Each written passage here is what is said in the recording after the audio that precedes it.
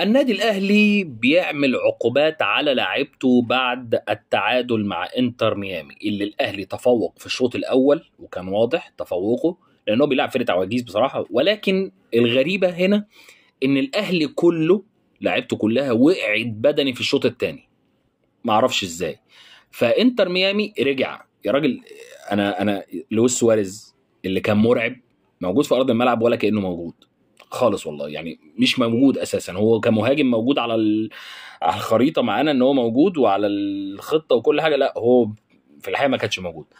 فبعد تعب لعيبه الاهلي ظهر سواريز. تعالوا بقى ايه المشاكل اللي حصلت وليه النادي الاهلي عاقب لعيبه عنده بالطريقه دي. تعالوا نشوف.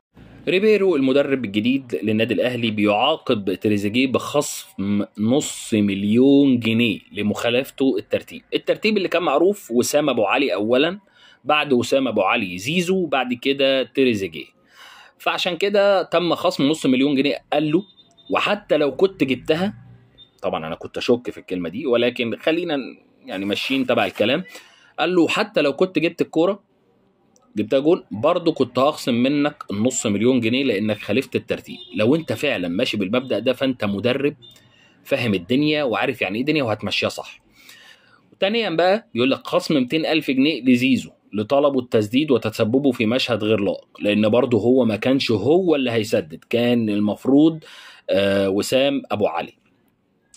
المدرب بقى جه قال انا ما بدربش اطفال، انا بدرب رجال المفروض، والمره اللي جايه محدش هيخالف خطتي، ولو خالفت خطتي نفس الكلام والقواعد انا هعاقب عقاب شديد. دي مخالفات اللي حصلت على لعيبه النادي الاهلي. بس الفكره كلها يعني بجد والله خصم نص مليون جنيه، يبقى هو بياخد كام؟ مش حسد ولا بص ولا الكلام ده. ده احنا الواحد مننا لو اتخصم منه مثلا نص يوم في الشغل بيقعد يعيط طول الشهر، ولا يوم ولا يومين في الشغل. ده اتخصم منه نص مليون جنيه وطلع اعتذر لهم والموضوع مشي عادي يعني.